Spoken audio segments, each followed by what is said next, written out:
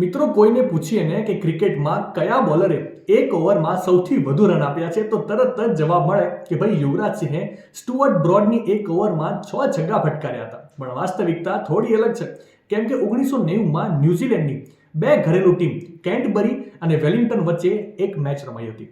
વેલિંગ્ટનની ટીમે અંતિમ દિવસે કેન્ટબરીને જીત માટે 291 રનનો સ્કોર આપ્યો હતો અને કેન્ટબરી ટીમે સ્કોરનો પીછો કરતા 196 રનમાં 5 વિકેટ ગુમાવી દીધી હતી. મેચ પૂરી રીતે વેલિંગ્ટનના પક્ષમાં આવી ગઈ હતી.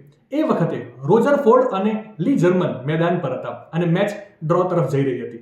વેલિંગ્ટનના કેપ્ટને વિચાર્યું કે વિરોધી ટીમને સિમ્પલ બોલ નાખીને ખુલીને રમવાની તક આપવી જોઈએ, જેથી કરીને તે ઉત્સાહમાં આવી જાય અને ભૂલ કરીને પોતાની વિકેટ ગુમાવી દે.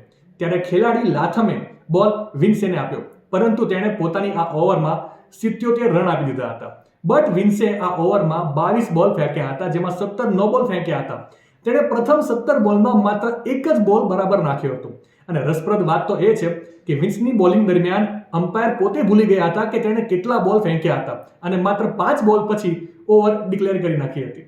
માહિતી સારી લાગી હોય તો રીલને વધારે શેર કરજો અને આવી જ અવનવી માહિતી માટે સંદેશ ડિજિટલ સાથે જોડાયેલા રહેજો.